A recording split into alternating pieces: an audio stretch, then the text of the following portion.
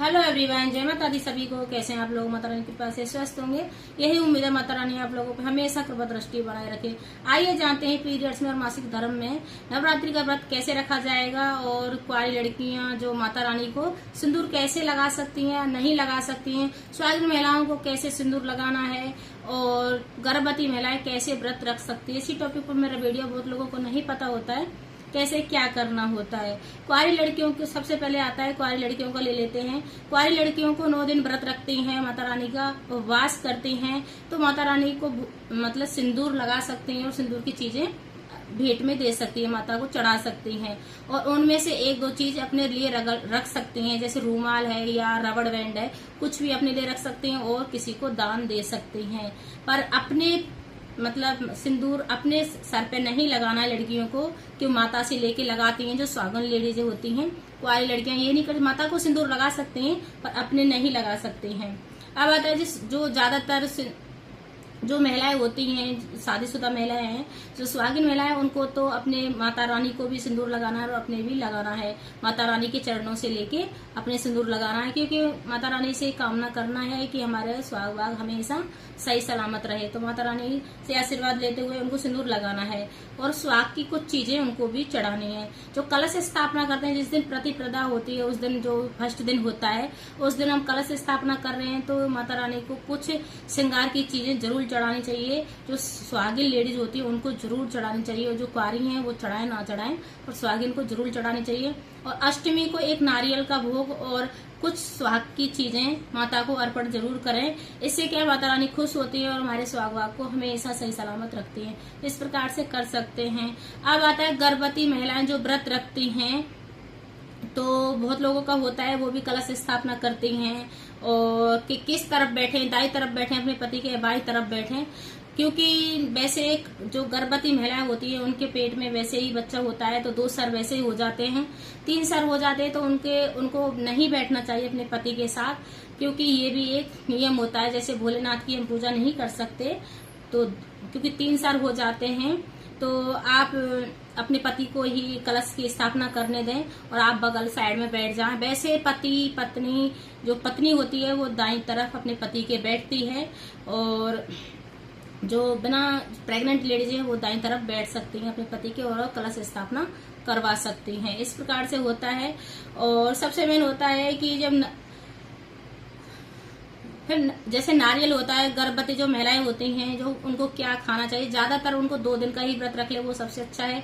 क्योंकि भाई ज्यादा भूख प्यास से बच्चे को कुछ भी प्रॉब्लम हो सकती है, और ज्यादा जैसे बहुत खान पीन की बहुत ज्यादा व्यवस्था है, तो आप लेके खा पी के कर सकती हैं।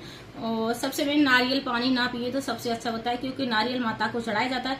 अष्टमी के बाद नारियल पी सकती हैं। अगर माता को हमने अष्टमी के दिन नारियल का भोग लगा दिया है तो आप लोग पी सकते हैं, और जूस वगैरह ले सकते हैं। अगर मेरे हिसाब से तो 1-2 दिन का व्रत रखें प्रेग्नेंट लेडीज, तो सबसे अच्छा माना जाता है। क्यों? क्योंकि उनको कुछ भी प्रॉब्लम नहीं होती है आगे का। फर्स्ट दिन 22 तारीख का रख सकते हैं और अष्टमी का व्रत रख सकते हैं, 9 तारीख को पारण कर लें, सबसे अच्छा रहता है, क्योंकि ना कुछ भी प्रॉब्लम नहीं होगी। और जिनको सामर्थ्य है शरीर में, तो वो 9 दिन का व्रत रख सकते हैं।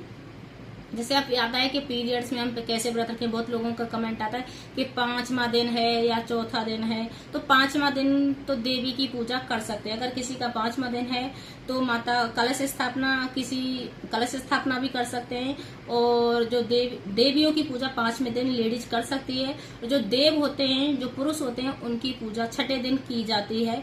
तो आप किसी जैसे मंदिर में दीपक जलवा रहे हैं तो किसी बच्चे से जलवा दें, घंटी वगैरह बजवा दें।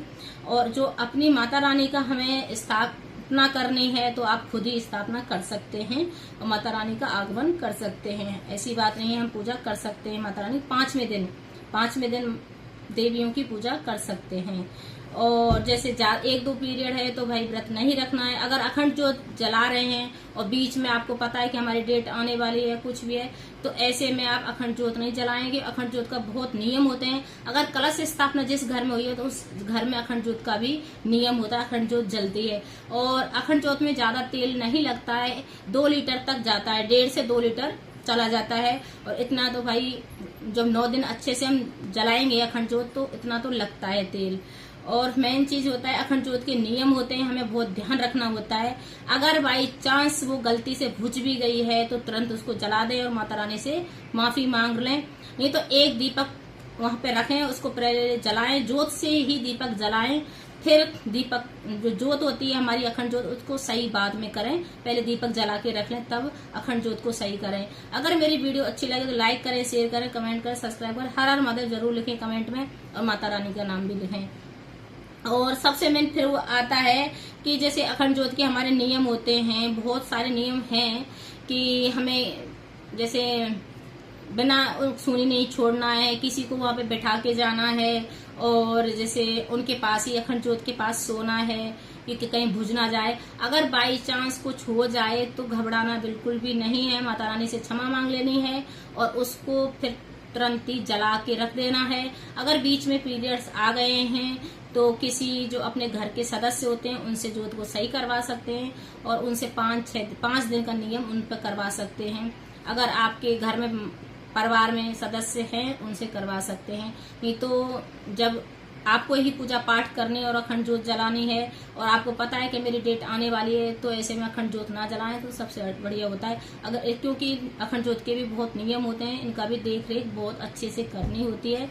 कलश का भी स्थापना के भी बहुत नियम होते हैं, उनका बहुत ध्यान रखना होता है। जय माता दी सभी को। मेरी वीडियो अच्छी लगे तो लाइक शेयर कमेंट जरूर करें। हर हर महादेव सभी को। जय माता दी सभी को। कमेंट में जय माता दी सभी लिखें।